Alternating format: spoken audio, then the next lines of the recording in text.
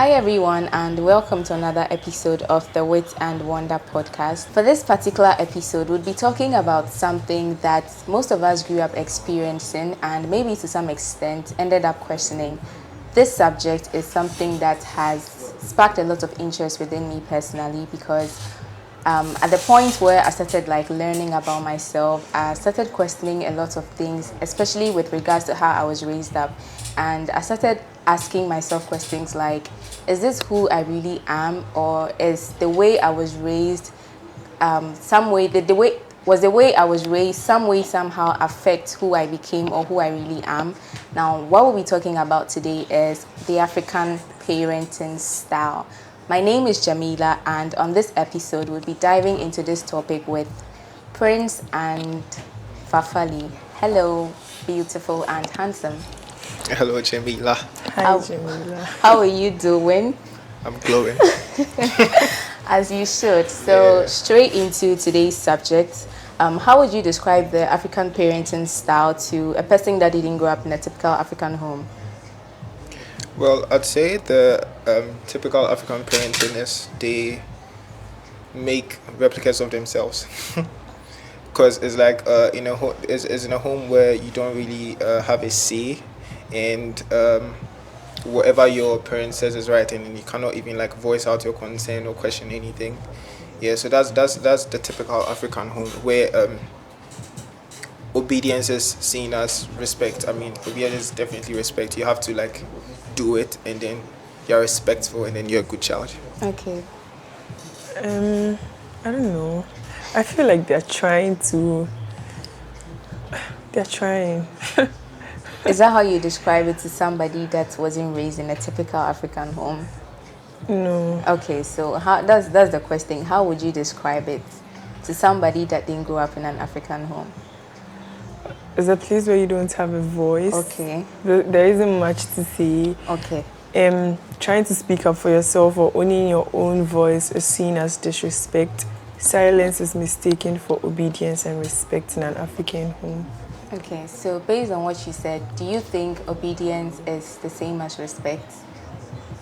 Or we're mistaking the two? It's not the same. Yes, because in a typical African home, they see you to be obedient or they see you to be respectful based on how obedient you are to them. Yes, if you do not retaliate, if you are just easygoing, if you don't speak up for yourself, if you do not confront them, they see you as a respectful person. So do you think obedience and respect is the same thing? For me, no. Okay. I don't think it's the same thing, because I could be very obedient in the house and then not have respect. I mean, the only reason why I'd have respect for the parent is because the only reason why I'd have respect for the parents is because I see something the parents does, and I genuinely respect it. But in a typical African home, it's it's seen like I just do something, so I'm respectful. They ask me to do it, so I do it, and I'm respectful. Yes, everywhere. Okay, so let me throw this question to both of you. Do you believe that how you were raised up or the environment in which you grew up in some way, somehow does affect your personality or who you grew up to be? Yes. Yes. Okay, why do you say so? Well, why I say yes is because I've had this conversation in my head, because sometimes I'm like, is a Muslim just because he was brought in an an Islamic society, or a Christian just because he was brought in a Christian society, or because it's like the values you take, how you see life, and then the things you see is based off what your parents, how they brought you, right? I mean, the environment in which they brought you. So yes, I mean, you'd take up certain traits, and you'd become a certain type of person based off how you were brought up. Maybe you didn't really have a dad present, or maybe you lacked a lot of emotional support. It's going to reflect down the line in the way you treat people, and it will actually shape you. Fafali, what do you think about I feel like this? it really affects people, Okay. given your geography and then like the way your parents decide to handle the house. Okay. Geographies matter because wherever you decide to stay is somehow the choice of the parents, or it is the parents' decision to make. So if you bring up your child in a neighborhood that is very problematic, and then you expect them to have some form of respect for you, it is going to be hard. That is going to affect the child because at the end of the day, you're going to socialize with people around you. That makes up the environment. And then you're going to be taught values. But then there's a point in time where whatever you are learning from socializing begins to conflict with the values that you are being taught at home. And then I think that is what certain parents miss out on. The fact that socialization is going to change narratives that you are actively trying to build in your child in a way where they would want to self-actualize. I think African parents largely don't give room for self-actualization. Okay, so I don't know if this question is going to sound a bit personal, but do you think you were raised how you are or how you want to be, or you were raised based on what society expects of you or based on what your family expects of you? Well, to me, I'd say yes. Yes. Yes, because I've become this type of person where I tend to understand things, right? So you think that is really who you are. Now the reason why I asked this question is because I made a video on the personality types and I spoke on phlegmatics. Now phlegmatics are usually the very calm and peaceful people. And I had a lot of people, that was like, it kind of like trended a bit. And I had a lot of people commenting that they relate with this personality type more than the others. So then I had like a lot of questions. Is it because of how we were raised, you know, like they don't give room for you to speak up, they don't give room for you to be who you are. Like when you try to confront, when you try to oppose authority, they see you as disrespectful. So is that why everybody, one way or the other, is gearing towards being a more peaceful, calmer person? Is that who they really are, or did how they were brought up affect who they are? I don't know if you are getting the whole conversation. Yes. So do you think you were raised to be Prince, or you just some way somehow your family had to force you to be an understanding person, like you said? Well, I mean, Jamila, you know, to a point, I'd say yes, but then I can come again and say no, because I mean, thinking about it is like, I just feel like, I mean, I don't agree with the part where you feel like a lot of people are calm. I don't know if it's the people you know, because I know a lot of people that are not calm. Okay. I don't know if, I know a lot of people that are really not calm. No, but then and it's like, typically Ghanaians are like, calm excuse people. my language, but very Peaceful. timid, not peaceful, Yes, timid. okay. And then I think, I always feel like it's because of how we were raised. I don't know if you guys agree with me. Yeah, For true. me, I think it's going to be yes and no. Yes, okay. Because however you were raised laid the foundation for that. Okay. But then again, like I said, you socialize with people. So you come into contact with friends. But then again, the whole foundation is based on how you were raised. If your parents put you in a situation where you don't have a say, or you cannot express yourself and be you, at a point where you meet your friends or you meet other people where you need to express yourself, it becomes hard to express yourself in your voice. So then you tend to replicate what you were taught at home. Okay. And that becomes problematic because every household has different ways that they are bringing up their people. So then it doesn't become, you don't become somebody that is phlegmatic, as you put it, but then you just become a timid person who mistakes that for being somebody that is calm. Okay. Because from the beginning you were not brought up to express yourself, and when you reach a stage where you are undergoing self-actualization, you are realizing things about yourself, you feel like I need to speak up, and then eventually start speaking up, your friends tend to shut you down because maybe that is how they are being brought up. And then because you don't have a solid foundation where even your own parents allow you to flow, it's going to sound like you are the problem. So So then you just choose to be quiet because you don't want to trigger anybody, you don't want to have issues with anybody. So the whole foundation lies on the parents, but then like your social environment also contributes to that. Yeah. And then to add to that, I want to ask a question. Do you feel like the current African parenting method is better than the known Western parenting method? Jamila? That's a very tough question, to be very honest. To be very, very honest, I haven't been able to like really pick a side because I feel like there are advantages and disadvantages to both of it. One way or the other, I could say that because of how I was raised up, there are certain things I will never do. Okay. Yes, but then come to think of it. Yeah, I mean like, because I feel like one disadvantage can be Ghanaian kids being timid and shy, because it's like the typical Ghanaian child cannot express himself. Express themselves. That's true. Yeah. But personally, wait, what do you think?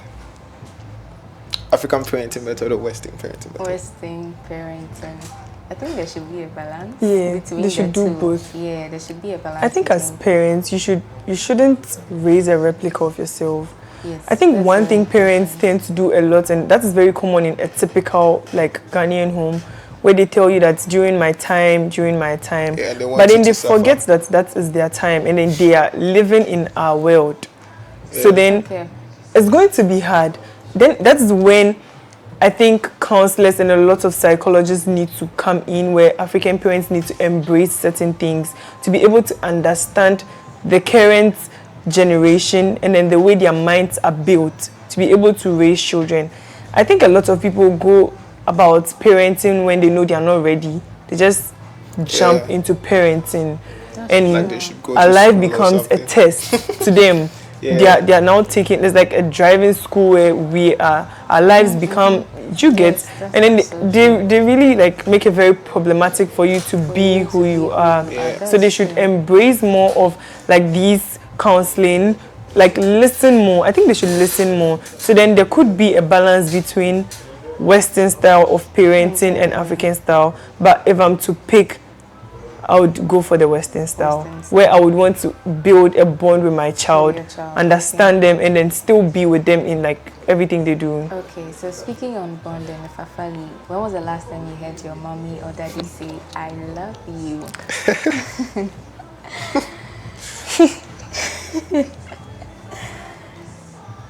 They show it. I mean, I'm sure that's what she said. No, but then have you heard it from them? My mom, she's doing a lot more of that Maybe these days. Their love language is not words of It's affirmation. not words. It's yeah. How about you, Prince? Me? Yes. It's a very personal question. Has your mom said she loves you? To you? Yeah. Okay. But it's not like I love it. You see, sometimes it's like people need to hear it. Well, I don't feel like everybody needs to hear it. Personally, I don't feel like I would want to be hearing "I love you," but I mean, yes, you need to show it. Yes, you need to show it. I mean, if once you show it, you don't really need to. I think say, some people say it and some people show it. My dad shows me he loves me, Okay. but my mom says tell you he loves you. He wouldn't say "I love." So how would you feel Why? if randomly your parents, probably after a call, you're just like, "Hi, Papali, I love you." My Probably you're mom ending the has call and started you're doing that. like, okay, and then how does it feel like? Then Fafali's mom should watch this. No, it's weird. It's I'm like, "I love you too." I'm like, okay, this is very new. awkward. Like, It's not a. but they show it. Like my dad will always show you that he loves you. And one thing, is like African parents, they don't leave room for you to make mistakes. No, totally. You get, it's like you do something and it's like you shouldn't have done that. I think I've read or I saw somewhere where, I mean, I apply to myself right now. When someone does something, I don't just attack the person and then try to correct the person there and then. You just have to reason with the person and then understand, like, okay, people make mistakes. You get what I'm trying to say? Before, like, you can't just like maybe later on, oh, they did this and then you're not supposed to do it like this again. You get what I'm trying to say?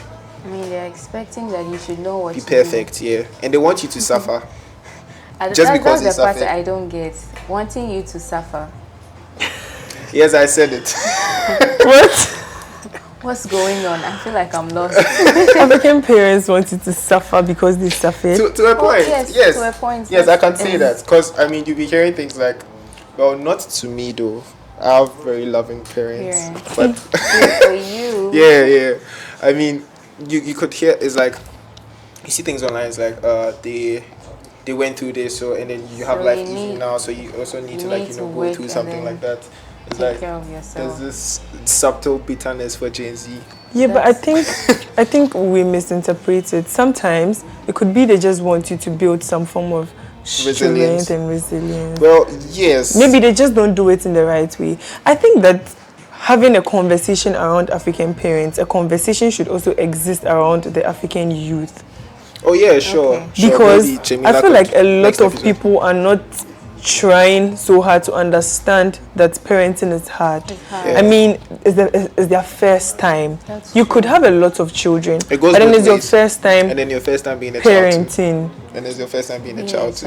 Yeah, that's why you have to, in as much as we want them to understand us, that this is our era, this is how we reason, there should be a deliberate effort on this, like the side of children to also understand that their past makes up who they are. So then there are certain things that, because for me personally, this is a very personal something I'm going to share. Okay.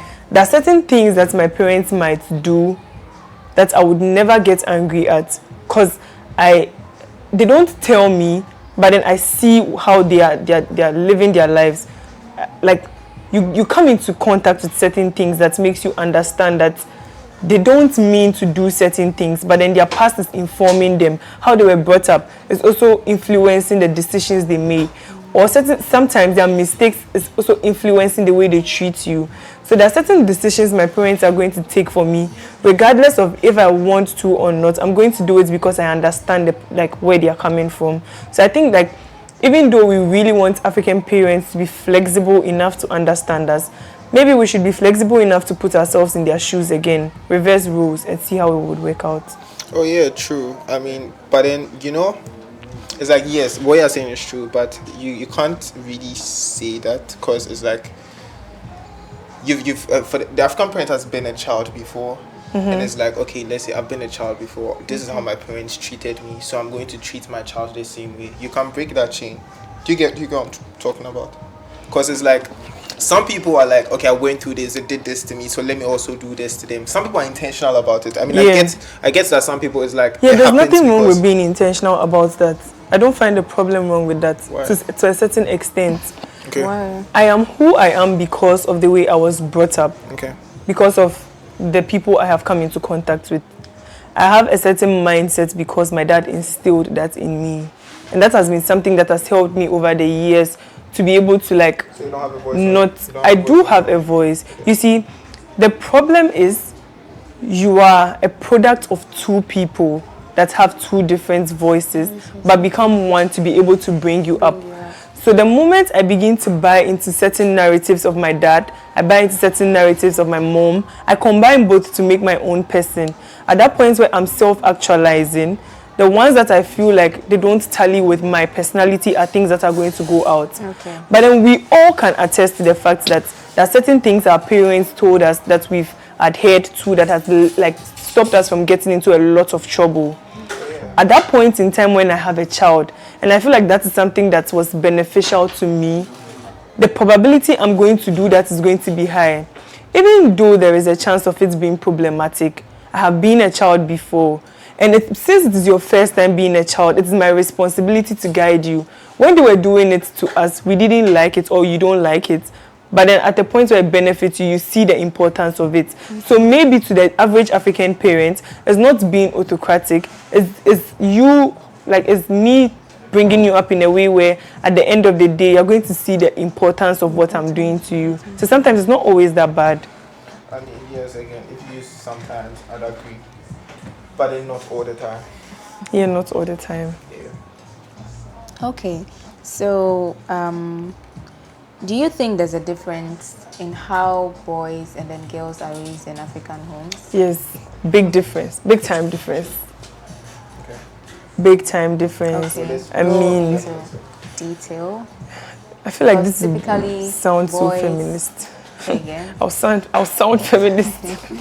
In a typical African home, the boys are made to lead. You never see them doing any chores, and then the girls are on the flip side of it. No, most of the time. In a very typical African home. Most of the time, they'll tell you that the man is the head, and so he's. You mean like the domestic like chores? Yes, yes. The man is the head, and he's not supposed to be in the kitchen cooking. It's not just domestic, education-wise, everything. For example, when it comes to like domestic issues, the woman is being taught how to be soft. Like if you grow up around a lot of boys, and then you are following a lot of the things that your brothers do, the probability your mom is going to scream that you're a lady, stop, is very high. But you're the same people. When it comes to certain things like education, I think because of the way certain things used to happen in the olden times, or the way the patriarchy used to exist, where women were not really allowed into education, now that a lot of people are buying into the idea of female or girl child education, there is a lot more attention to the female than the male, which sometimes is a bit problematic. For instance, if I want something, and maybe my brother wants something, the probability they'll give it to me before him is going to be high because I'm a girl. Yes, yeah, I'm just a girl. Like sometimes the boys are also at a disadvantage too. Like, oh, you're a boy, you can manage. Oh, boys. But then girls could also do girls. But then my parents would say, oh, it's a positive one for girls and it's a negative one for boys, because you can manage. You're a boy, boys don't cry, but then girls, that's my whole point. I'm not against. Okay. Sorry, I'm not attacking for body, I promise. Yeah. Yeah. So, Fafali, did you celebrate your daddy on Father's Day? How? Wait, before that, how did you? I did. Friends, did you? Did I celebrate? Yes. Did you celebrate your mother on Mother's Day? I did. Did you? Yes. Did you give importance? Be honest. Did you place importance on one than the other? Okay. This is going to sound really problematic, but it's very true. The time it was Mother's Day, I was home. Okay. So then, like, actions speak louder than words. So, like, you could see, I wrote a whole poem about mothers and read it in, like, the whole church. Okay. And that was inspired by my mom's efforts. Okay. In the morning, I called her. The next day, she got gifts. And then on Sunday, there was the poem and all of that. Okay. So I felt like she was really happy and, like, impressed. But Father's Day, I was in school. There's very little I can do.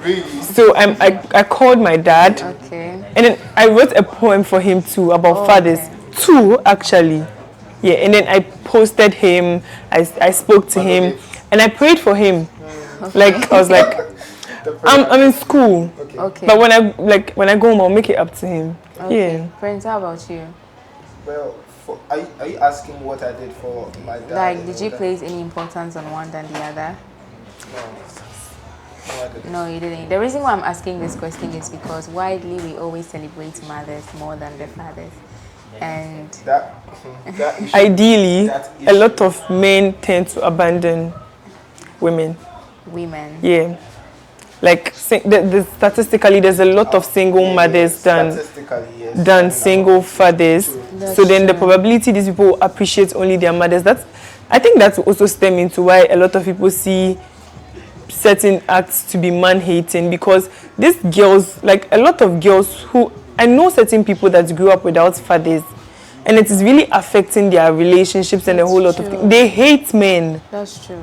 Because like they didn't have a father figure. Yes. And then in the instance when they don't hate all men, the probability that they begin to buy into just any narrative because they don't have a father figure is very high. That's true. With what Jamila asked, it was like people where it's like the father plays an important role, but then the mother also like plays an important role, but then they tend to like incline themselves towards the mother.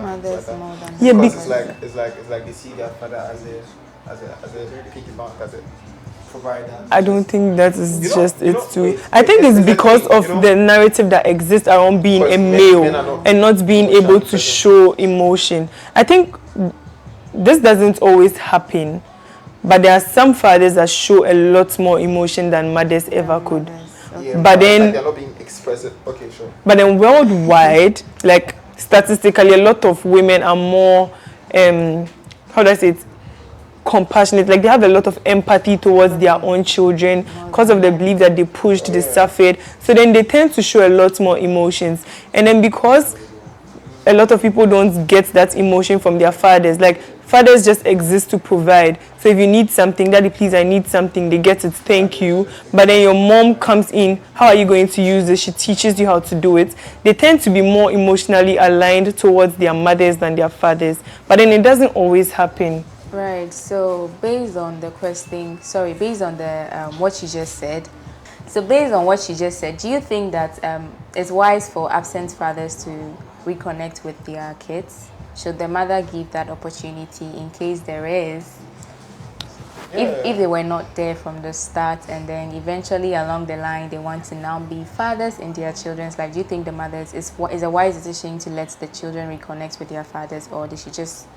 No, I don't think you're supposed to. I mean, if he went away and then he is back and then he's saying he wants to reconnect with his kids, why deny him that opportunity? Okay. Because I mean, like he has come to his senses and he's like, oh, he wants to reconnect with. I mean, yes, it was a bad thing, but people make mistakes. I'm not trying to say it's like nothing, or yes, it's a big deal. You're not supposed to abandon your kids and all, but like he's back now. What are you going to do about it? Just keep the kids away from him.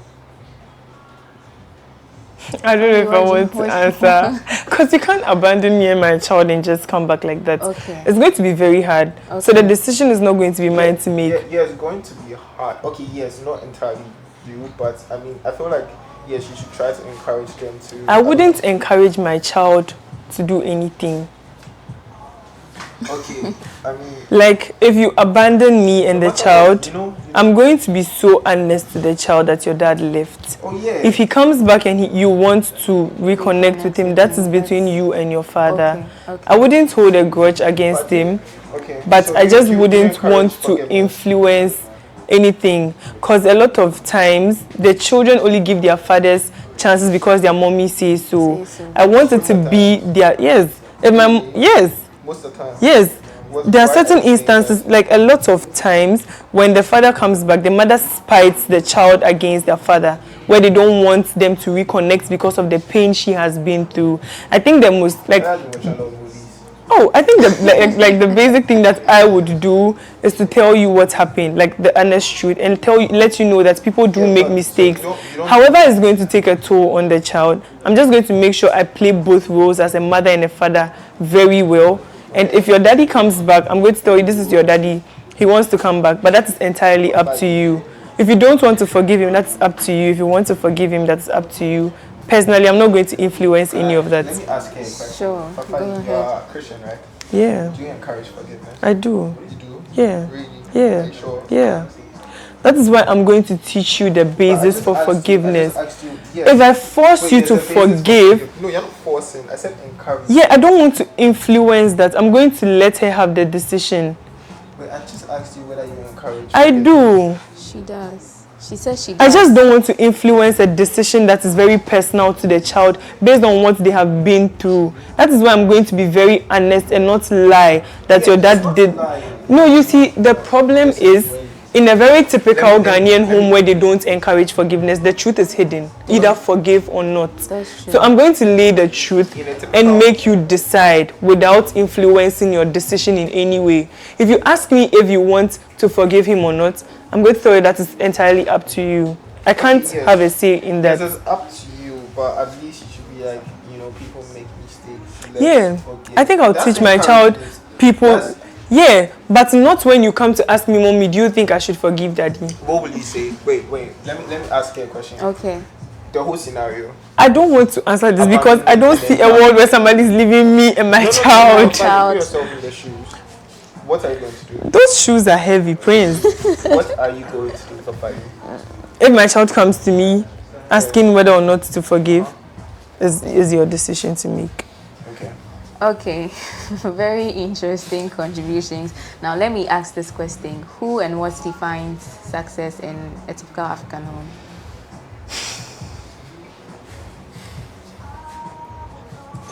I mean, most of the time, I mean, our parents would say you're successful if you're doing well financially. That's the only part they look at. Or And then if academically? Academically. I think for African parents, success is defined where you are able to elevate their statuses as parents. Okay. 100%, yeah, true. Okay, true. so I agree for 5.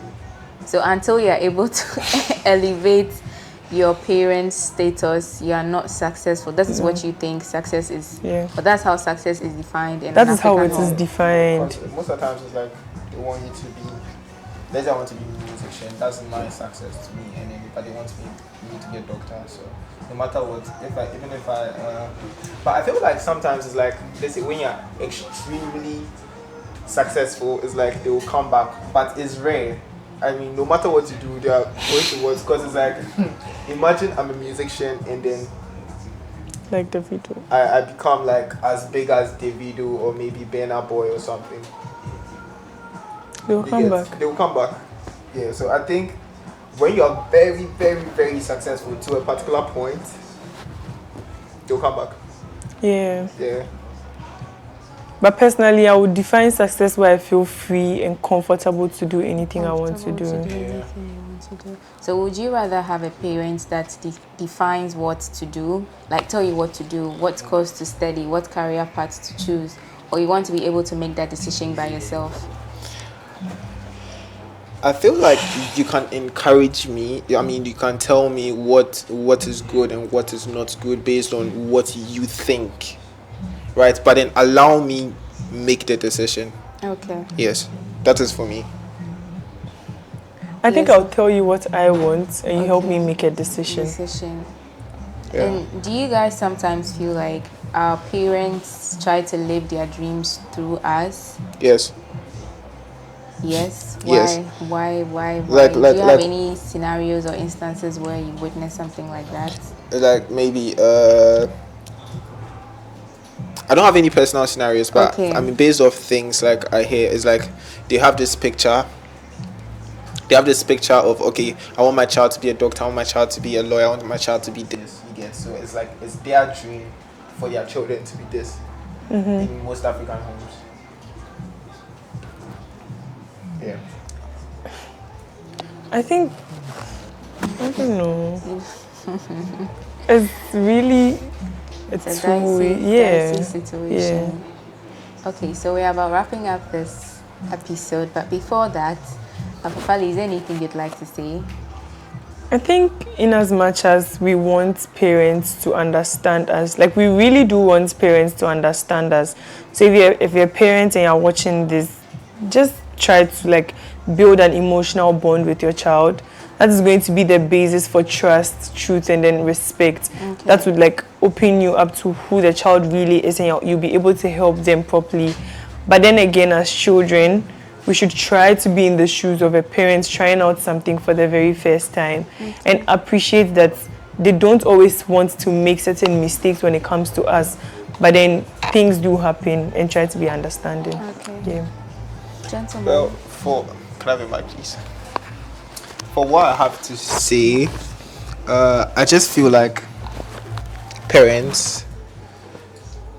I mean, if you're a parent and you're listening to this right now, I just feel like your children will really appreciate it if you try to, I don't know, understand them and then bond with them, like emotionally. Try to like talk to them, so that way it's like they tell you stuff and it's not like they hide everything from you, because it's better to know the stuff they are doing and then you control it, other than just not knowing what they are doing. Yeah. You get what I'm trying? Yeah. For me, that's what I think. And if you're a child watching this, I mean, a lot of people are children watching this. Just, I don't know, try to talk to them, because I feel like maybe if you talk to them, they will understand you. Like something you can try. You can try. Just try your best. Like just try to talk to them to in a very respectful way. There's a way to communicate to people where it's like they don't see it as you're trying to override them or you're trying to disrespect them. I mean, you can try it out depending on who your parent is. But if anything happens, I mean, it's not from this show, please. Very interesting takes, very interesting outputs. Unfortunately, this is where we're bringing the conversation to an end. hopefully would meet again soon, probably next year, too. No, next. In the next maybe, 5 minutes. Bye. maybe next 2 weeks. Bye.